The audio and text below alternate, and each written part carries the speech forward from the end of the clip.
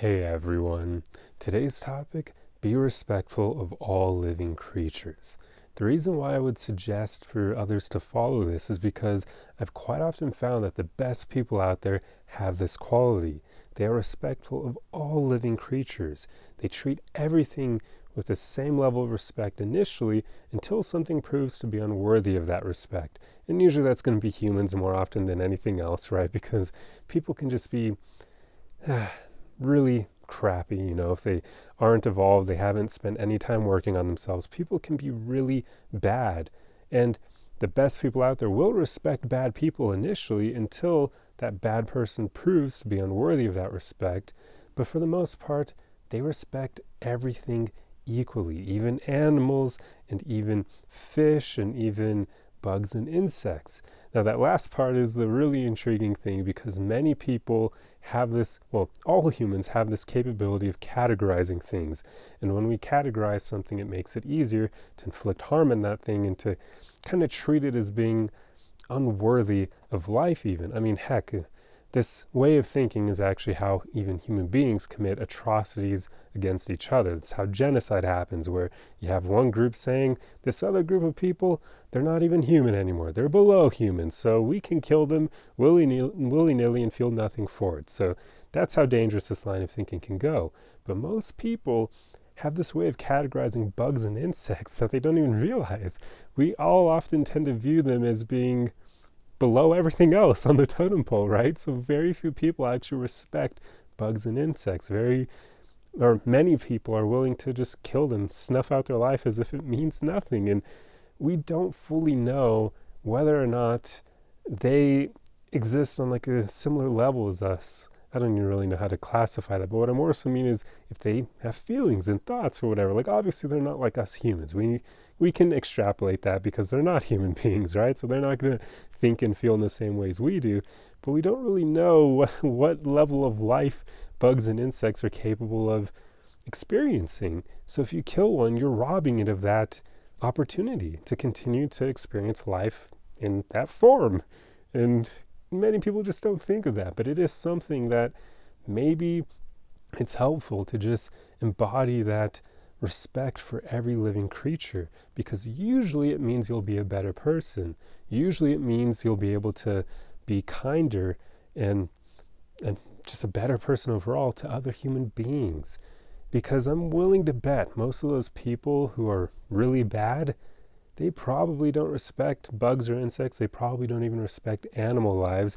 So no wonder they don't respect other people and they have no trouble hurting others.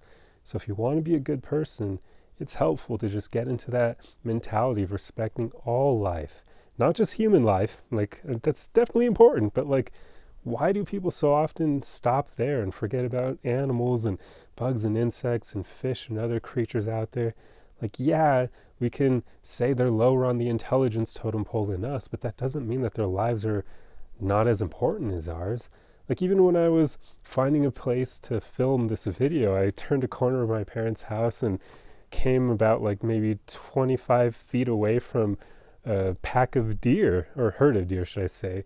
And they immediately froze and just were staring at me like, who are you? What are you? Are you a threat or what are you doing here? And I respected the crap out of them and didn't even take another step forward. And I just looked at them, kind of showed them, hey, look, I'm not a threat to you. I'm not going to immediately charge you and try to eat you like a mountain lion would or something. I gave them their personal space, and then once I could tell they were relaxed and I wasn't spooking them anymore, I actually walked away from there and found this location to film instead, just so I wouldn't bother them.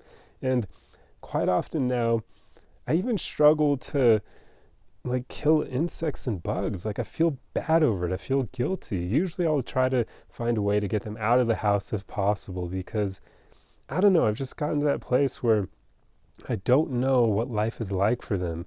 So why would I want to rob them of their lives, right? Like, I don't know how fun it is to exist as a fly or a spider or something.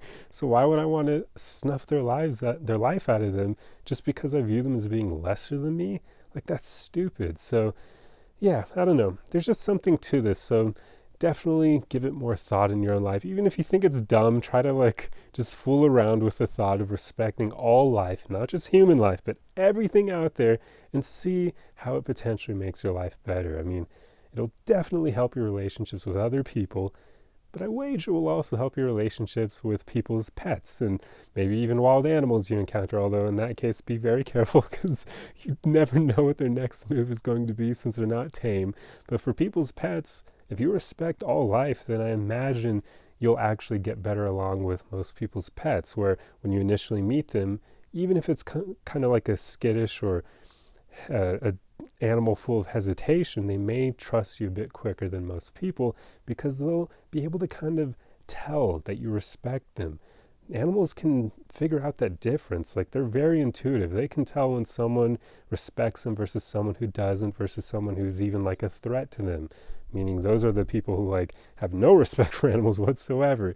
Animals can pick up on that. I don't know exactly how all that works. There's something energetic, or I don't know. They're able to pick up on it in some way. So if you embody this mentality, it also has that added benefit of, yeah, you'll probably be able to tame other people's pets a lot quicker. And by tame, I just mean, being able to pet them and earn their respect and trust way quicker. So there really aren't any downsides to embodying this. So give it a try. See how it ends up changing your life, because going back to the original part of the video, I have noticed all the best people in my life have this mentality. So can't hurt to adopt it as well. But anyway, that's pretty much all I wanted to discuss in this video. I truly hope you enjoyed this one. If you like content like this, be sure to subscribe for more. Otherwise, let me know your thoughts about this in the comment section. Feel free to share any stories of like interesting moments where the way you respected an animal led to like a cool interaction, or allowed you to maybe pet them a bit sooner than they let other people pet them. Like, I'm one of those people where when someone says their pet doesn't usually trust people and that it takes it a while to open up, I'm like, that's not going to be the case for me, because I just know I'm good enough with animals, and it's really fun to then show them that, yeah, it's true, right? Like, I know animals well enough and I respect them enough that I usually am able to even tame those ones that are a bit more skittish, and after maybe a few days of being around me, they end up loving me and coming to me, and it's a lot of fun. So yeah, feel free to share your stories like that as well in the comments. I'd love to read them.